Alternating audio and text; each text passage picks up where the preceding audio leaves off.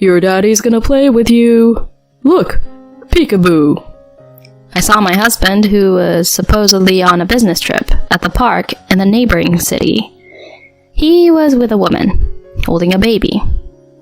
The woman had her back turned towards me, so I couldn't see her face. She surprised me by saying something completely unforeseen. "The little one looks just like you. Look, even the smile is just like yours." Aw, that's sweet. But she didn't need to copy my dark circles. The baby, looking about 10 months old and held in his arms, definitely looked a lot like him. It hit me then. He betrayed me and our daughter by having another child elsewhere. I thought to myself to never forgive him for that. I made a solemn vow to take him down. Ooh, up high. I came up behind him, who was joyfully lifting the baby, and said, "Shall I throw you down low into a fiery pit of hell? I'm Angela Wilson, a 33-year-old mom and a grade school teacher. I've achieved my childhood dream career and dedicated myself to working hard every single day. When I approached my late 20s, I didn't even have a partner. I whined to my high school friend, Yasmin, about it. I'll hook you up with one of my friends. He's a really nice guy." "Really? That'll be great." I was introduced to Trent, who later became my husband. He was a temp worker at the time. With his curly hair and fair complexion, he looked adorable when he smiled, and was incredibly gentle and sweet to me. I was instantly drawn to him, and we started going out. A year into our relationship, he popped the question. Even though I was a bit concerned about his unstable career, I still wanted to be with him. So I said yes. His parents gave us their blessings, and the next step was to share the news with my family. My dad, Henry Motor, is the founder and CEO of a moderately sized company. He single-handedly raised me after my mom passed away due to illness when I was in middle school. When I introduced Trent, he kept squinting his eyes, trying hard not to tear up. I can't believe you're getting married. I'm so happy about it. Then Trent came clean to him. But I'm ashamed to tell you that I'm a temp worker. I intend to do my best to make Angela happy, but don't worry about that. I'll introduce you to someone I know. Really? Thank you so much. I mean, hiring you at my company now might look like favoritism, but someday you could take over my position. Until then, learn as much as you can at my friend's company. That's more than I could ask for. I really appreciate it. Thank you. Our marriage and Trent's securing a full-time position happened effortlessly. I sent a message about our happy news to Yasmin. I heard she had moved, so I wanted to get her new address for sending a wedding invitation, but she never replied and just disappeared. Later on, we rented an apartment halfway between our workplaces and moved in together. Everything was going well until I found out that Trent had almost no practical life skills. He couldn't cook, clean, or even operate the washing machine. He'd leave clothes scattered on the floor after taking them off and wouldn't bother to clear the table after meals. Since I also worked, I asked him many times to help with housework, but he had the nerve to say, "Isn't that the wife's job after getting married? It's audacious to ask me to do it." I was speechless by his backward mentality. No matter how much I talked to him, he had no intention of improving his mindset. About a year into that kind of marriage, I found out I was pregnant. Trent was thrilled and wondered, "Will it be a boy or a girl?" with eyes sparkling.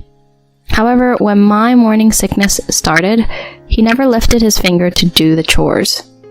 Despite my dissatisfaction, I had to push myself to manage everything at home. Eventually, I gave birth to a healthy girl, whom we named Maya. He took a couple of weeks off from work and stayed home, but as usual, he didn't help me with anything. While he happily held our daughter, cooing her, when the diaper got dirty or she cried, he immediately passed her to me. "She must be uncomfortable with a wet diaper. Change it for her." Ew, that's gross. I don't want to do it. Fine. Can you vacuum then? Ugh, such a hassle.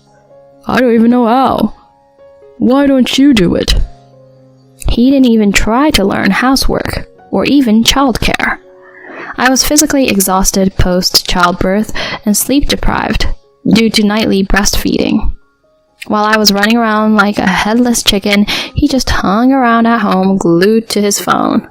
Sometimes he'd disappear somewhere and not return for the whole day. I wondered why he took the leave from work. I was upset, but couldn't vent my frustrations to anyone. I missed Yasmin, thinking if she were around, she would have listened to my complaints. She remained MIA, leaving me feel frustrated and alone. Time passed and Maya turned 3. I resumed my job as a teacher. At first glance, we might have seemed like a happy family of 3, but my dissatisfaction had been building up over time. Trent never changed his attitude towards housework and childcare. Moreover, he claimed his work suddenly got hectic in the last few months and started frequently leaving home. Weekdays were filled with overtime, and even precious weekends for spending time with Maya turned into work days.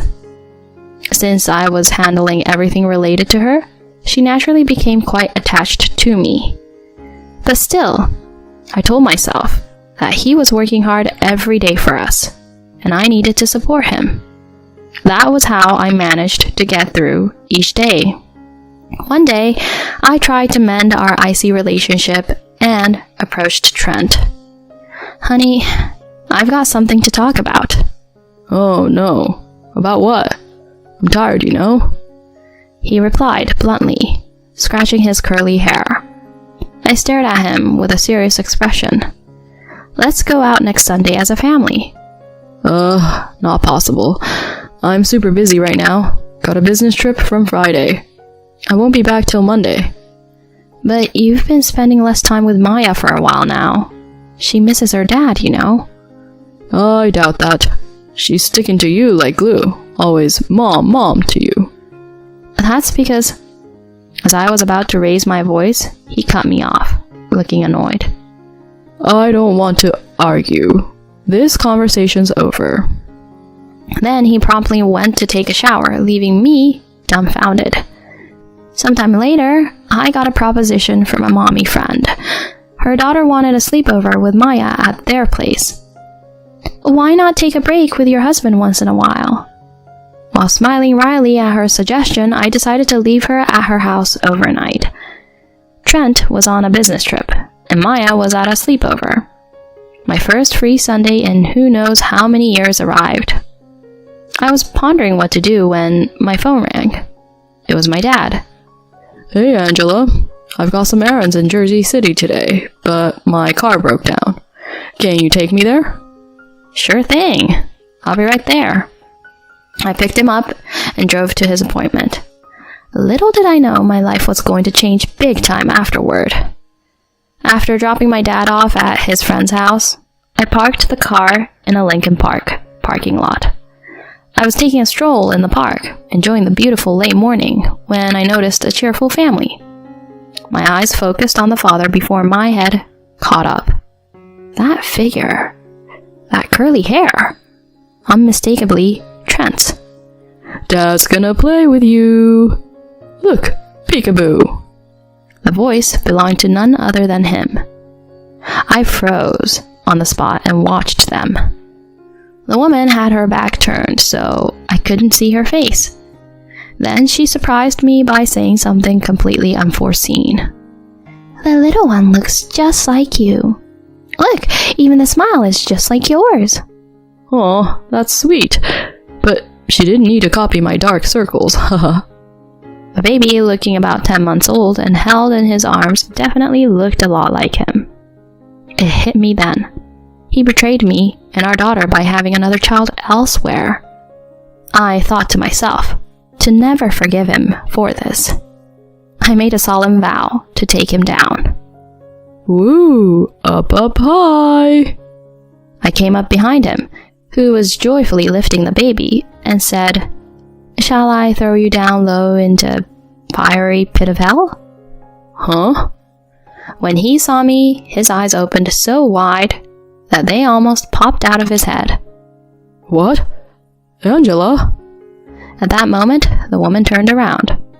I was utterly shocked to see her face. Yasmin? It was none other than the friend who introduced Trent to me. Seeing my bewilderment, he nervously spoke up. What are you doing here? I gathered myself and glared at him. That's not important right now. Explain what's going on here. Well... He was sweating profusely as he held the baby. Before I could press him further, Yasmin took the baby from him. Oops, guess we're busted. Oh well. Why, Yasmin? Tell me what's going on. Tell you what? Can't you see? This is our baby. Anything else to say? She nonchalantly stated, which made my head spin. How long has this been going on between you two? From the start. We hit it off right away. Must be about 8 years now. 8 years ago? That was even before I met him. It meant she introduced us while she was involved with him. For what reasons? I asked, and then Trent spoke up. She said if I married you, I could become the CEO. What? Yasmin proudly chimed in. Your father is the CEO, right? He was just a temp worker back then, so I didn't want to marry him. But once he became the CEO, he could leave you for me. Then I become the wife of the CEO. Get it? Until then, I decided to keep a low profile. So was that why you stayed out of touch after we married? Yeah, I didn't want to mess up in front of you. I was thoroughly perplexed and at a loss for words. Then Trent continued. Let's just pretend this never happened. It's better for both of us, right? I need you by my side until I become the CEO. Exactly. It's no surprise that a successful businessman has 1 or 2 secret kids. I couldn't believe their shameless, nonsensical statements. The moment I was about to explode, a calm voice echoed. What in the world is going on here? Henry! Trent's eyes widened again. My dad had finished his visit and came looking for me. I explained the situation to him with a trembling voice. With an intense and unwavering gaze, he fixed his eyes on Trent, expressing a mix of anger and disdain. So you got close to Angela to aim for my position? On top of that, you've betrayed her and Maya?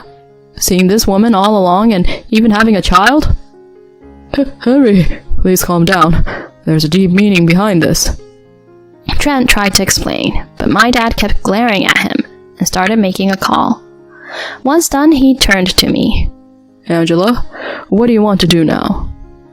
Divorce seems inevitable. Trent started to panic, hearing the D word. My dad raised his voice to shut him up at once.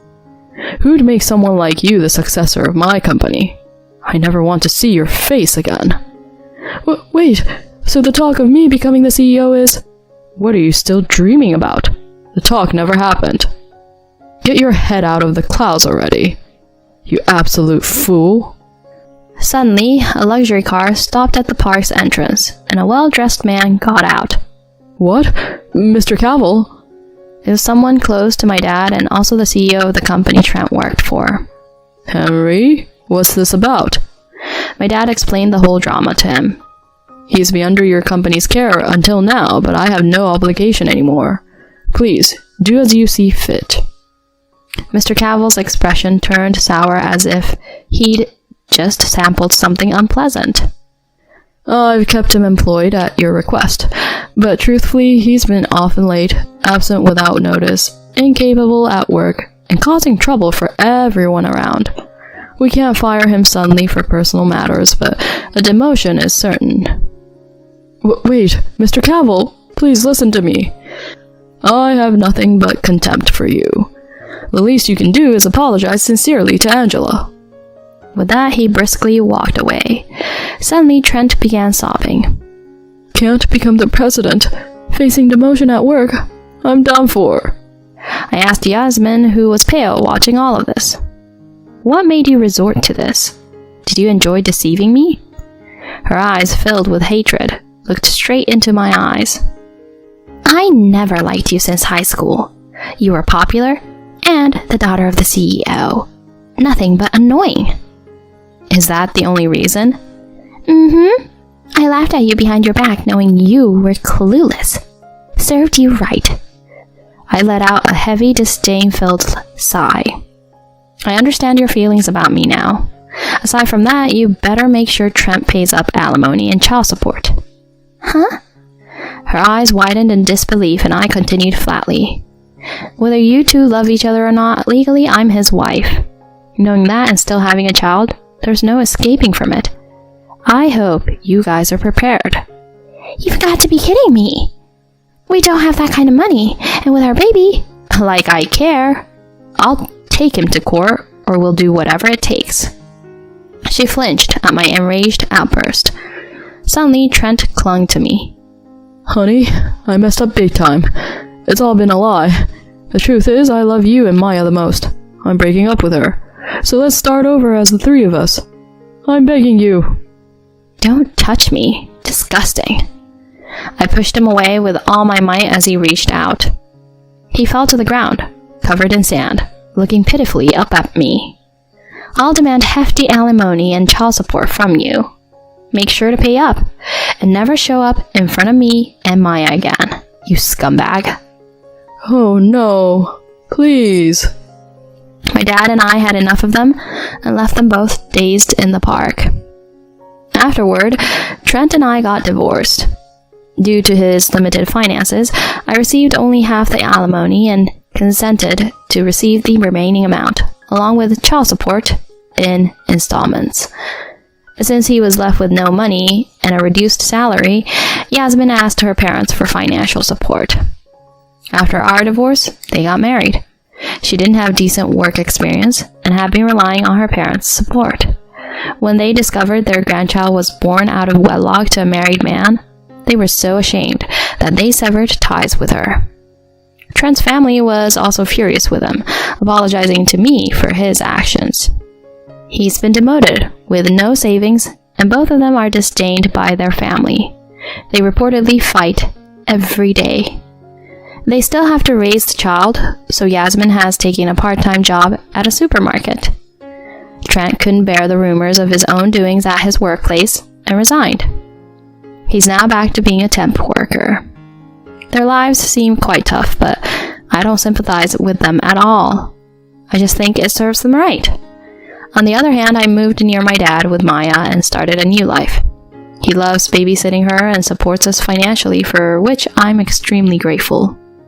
I'm excited about watching Maya grow up, and I'm determined to live my life with a brighter outlook from here on out.